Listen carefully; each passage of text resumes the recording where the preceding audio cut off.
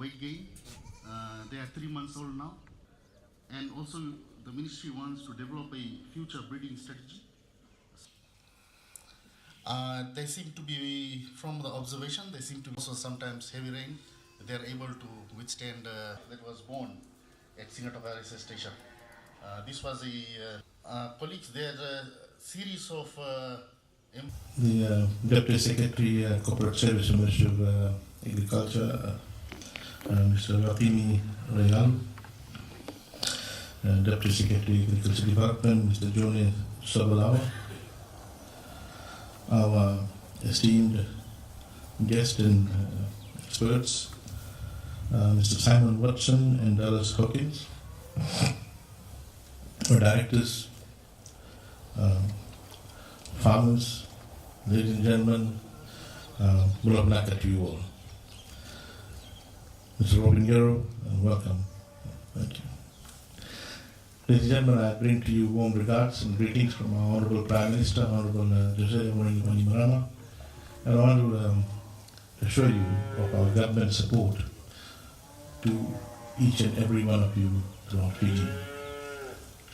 Ladies and gentlemen, our government is quite excited to begin another 4 years of development that will ensure that all of us in Fiji will grow together. Ladies and gentlemen, for a long time, growth and development in Fiji was kind of concentrated on the urban and peri-urban areas, and therefore people living in the interior, in the maritime division, often tend to miss out on development opportunities arising out of public sector resource allocation. It is in this regard that our government wants to put a lot of emphasis on the growth and development and resource allocation to rural, interior and maritime division, because there also people do live. There too people have households and aspirations. They too have also the same dreams and aspiration as do people who live in the urban and peri-urban areas. And it is important that governments do recognize this and also recognize some of the difficulties and challenges that those households, those people who live in the maritime and interior face, which are not faced by those living in the urban and peri-urban areas. Often when we are not moving outside the urban area, peri-urban area, we take things for granted. But life is not as simple as we think in the interior and the maritime division. You stay at home in the urban area, you put your hand on the wall and you find a button which you press, you see lights coming on. You turn on a tap and you see water gushing out. That may not be true in the rural maritime division, and it is important that we go out and take these utilities out there and make a difference to the lives of those people who are living in the interior rural areas. Ladies and gentlemen, if you look at our budget for this financial year, you will see how resources have been pegged to take development to the interior and maritime division. Now, development of different sectors, whether it's tourism sector in particular, the agriculture sector, plays an important role in the growth and development of and improvement of the livelihood of people in the rural and interior. Because these sectors generally tend to be around the interior, the maritime division. And that is why government is putting a lot of emphasis on development of the tourism sector and the agriculture sector. But over time, you will note the technological development, technological change and introduction of technology allows us to make a rapid change and transformation of the rural and maritime sector for the benefit of those who live in the rural and maritime sector. And today we are dealing with a particular technological introduction in the agriculture sector, which will have numerous benefits to the rapid growth and development of the agriculture sector, improving the efficiency gains, productivity gains, and also a link to it, benefits would translate down to those who are engaged. And it's important that when we have growth and development, we allow people, allow households to engage or participate in the growth and development process so that the returns coming out of the growth and development process are passed on to those who are engaged in the growth and development process. A very important aspect when growth and development is to get people to engage into the growth and development process through the various factor markers. Ladies and gentlemen, today I'm very happy to be here this morning at our Singoroga station. A station when I was a student in the university, I used to visit 2 times because I was doing a research in this area with the vegetable farmers. So I never, at that particular point in time, thought that I'll come here as a Minister of Agriculture. I must want to acknowledge the invitation and reception of our staff here. This is my probably 4th week with the Ministry of Agriculture, and I must say and put it on record, the stock of wisdom, the stock of knowledge that we have amongst our staff in the Ministry of Agriculture. My feeling is this is probably one of the ministries which has the most qualified staff, probably even more qualified, highly qualified staff than Ministry of Education, where I spent about 3 years. The number of PhDs we have, or those who are doing PhDs, the number of master's degree holders. And it's our duty to ensure that we use this stock of wisdom for the benefit of the farmers. Any development, any investment that we do, we must ensure that at the end of the day, the society must benefit. If the society doesn't benefit, then that investment is just not delivering onto what the ultimate aim should be. So any investment, any development, any construction, any technological introduction, at the end of the day, the society must benefit.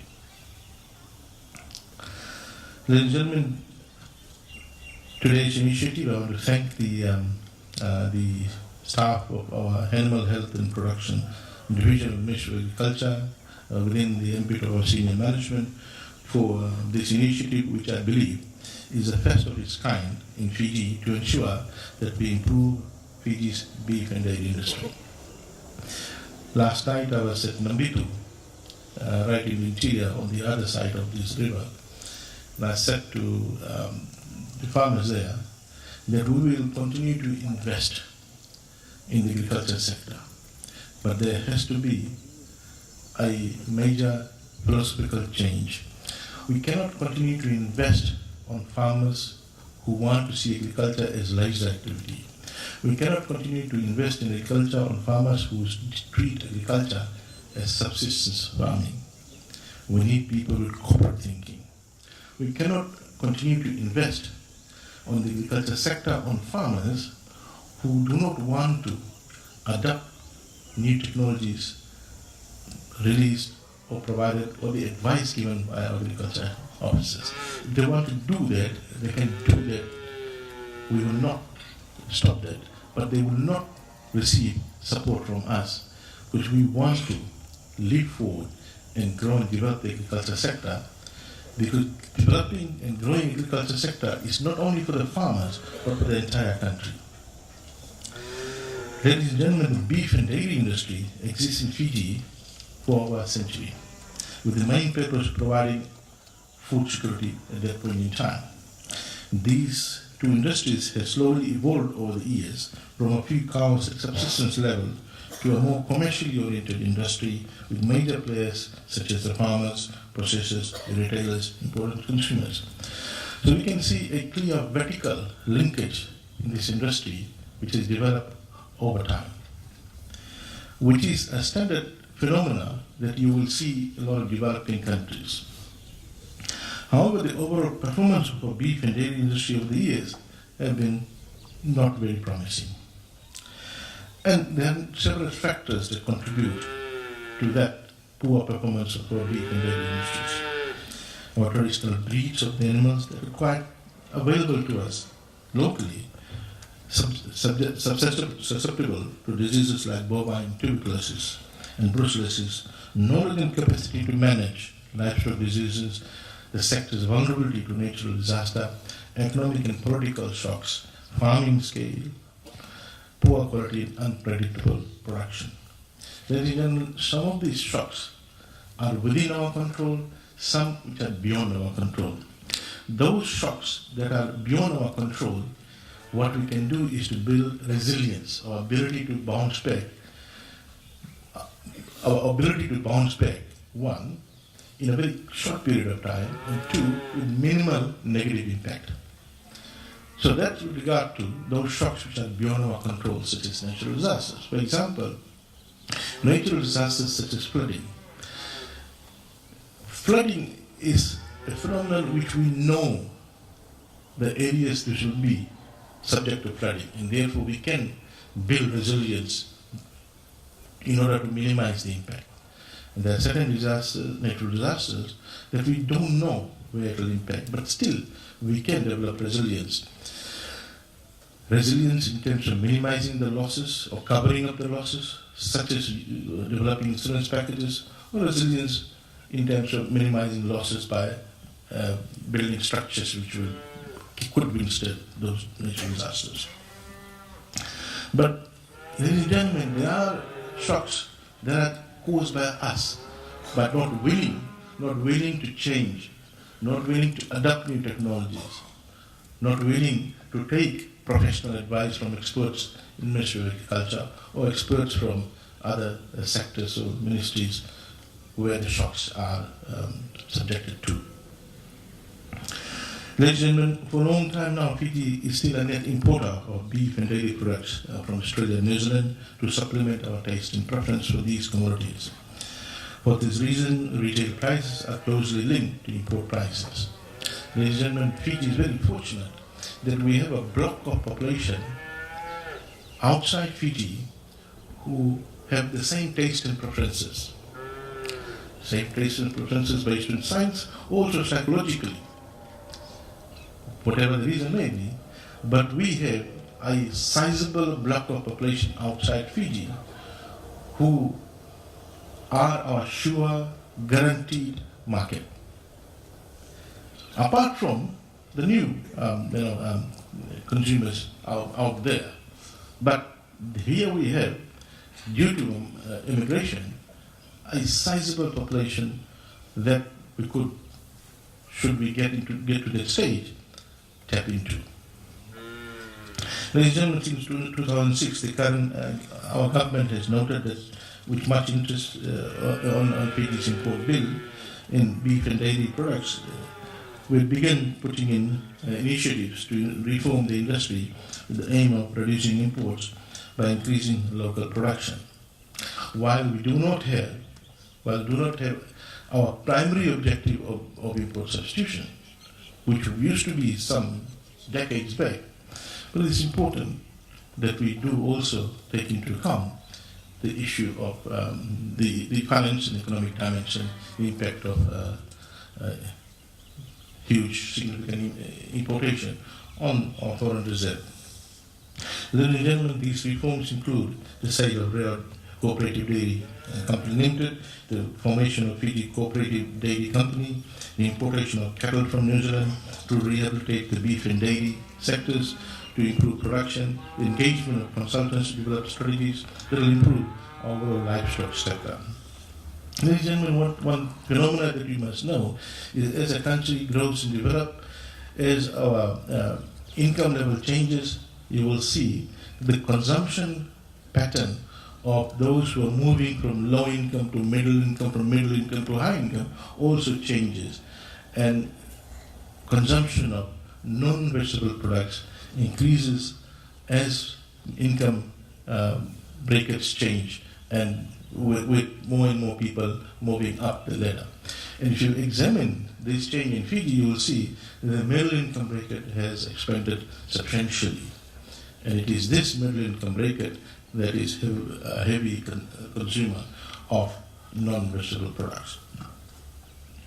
Ladies and gentlemen, the Fiji 2020 Agriculture Sector Policy Agenda aims at modernizing Fiji's agriculture sector. And modernizing Fiji's agriculture sector doesn't necessarily mean, in the traditional sense of basic mechanization. Modernizing Fiji's agriculture sector means, modernizing thinking, the culture, the technology, the systems, the farming systems. If you look at, if you study the farming system trajectory in Fiji, it has changed substantially, both in a positive and negative sense. And this change in farming system has also made our farmers vulnerable to some extent. Ladies and gentlemen, in identifying the lack of performance in Fiji's dairy and beef industry due to poor genetics, our ministry has opted for embryo transfer, which is a safer method of improving farmers' herds rather than normal practice of importing cattle. As I mentioned earlier, in the past, dairy breed Holstein Friesian were imported from New Zealand, which was generally for rehabilitating the dairy industry. The ministry continued effort to improve our existing breeds led to a number of consultations with farmers and stakeholders to ensure that we identify the preferred breeds for our national herds that can adapt to climate change, resist disease, and maintain high productivity in harsh conditions. These are some of the key attributes we want to see when we want to introduce any breed. It's very important that we don't end up introducing a breed which can become a problem. We don't want to create new problems by solving some of the existing problems. Thus, the identification of such breeds, Senepal for beef and brown Swiss for dairy, is what our ministry has done. Ladies and gentlemen, the ministry organizes this biotechnology program. Embryo transfer is a solution to introducing new bloodlines into the farmer's head to reduce inbreeding and improve performances and productivity. Ladies and gentlemen, there are a lot of challenges when we introduce live animals into the country. There's biosecurity challenges, issues of phytosanitary measures. There are cost implications. There are issues of how do you handle and raise this and protect those animals. And this technology has, in fact, solved all those issues that normally arises out of importation of animals for breeding purpose. Ladies and gentlemen, I've been advised that the phase 1 of this embryo transfer program has already been implemented, where new genetics in the form of embryo was imported from Australia. On that note, I would like to acknowledge cooperation from Biosecurity Fiji in the Australian reproductive technology and assisting the ministry in ensuring the successful execution of phase 1 of this initiative. Out of the 80 recipients in this program, 40 were pregnant after the transfer with a 50% success rate, which is an acceptable rate for tropical countries like Fiji. In September this year, 37 calves were born out of the 40 pregnant recipients. So that is again nearly 100% success rate from the 40 pregnant recipients. For phase 2, I've been informed that the success rate was 52%, where 90 embryos were transferred and 47 recipients were confirmed pregnant. At this rate, we look forward to a more favorable outcome in the next few months. And I also learned that this is the first time we are using electronic head recording or the RFID tags. This will allow us to ensure, this is a very essential activity in a breeding program, so that we track and keep track of those cattle which we are breeding, so that we don't mix it up with the others. Ladies and gentlemen, I believe that this is a new era, not only for the beef and dairy, but for the livestock sector industry in Fiji and similar kind of programs, not in terms of embryo transfer, but breeding is being undertaken for our golden sheep. industry. That is why we are gathered here today to celebrate the success, raise awareness, share information, and convince our farmers that it is time now to change our mindsets and get into this. We want to introduce this and totally clean up the breeds, the traditional breeds we have in Fiji. And we want to revive the Yellow Bow scheme. I was discussing this with our PS and staff last night as well, that we will now see revival of the entire Yellow Bow scheme, and in 3 to 4 years' time, we will see Yellow Bow totally cleaned up and having this new breed of cattle, beef cattle. Ladies and gentlemen, this ministry is now initiating phase 3, where we have identified 2 other beef breed, Drought Master and Wagyu. These genetics will be distributed to local farmers, and the ministry will also be conducting extensive training for both staff and farmers to ensure successful implementation and the sustainability of the program. Ladies and gentlemen, once again, it is great to be here. This is my first formal public engagement with Ministry of Agriculture, and that too with a very important innovation. And I want to say to all of you that it's a new era for agriculture in Fiji, but we can only do this as a team. We have a very good team here in the ministry, and we look forward to cooperation and ideas from you all as well. But we are here ready to do the required research, think outside the box, and guide you so that the society and the country can benefit. Thank you very much. Dhanwad and Naka.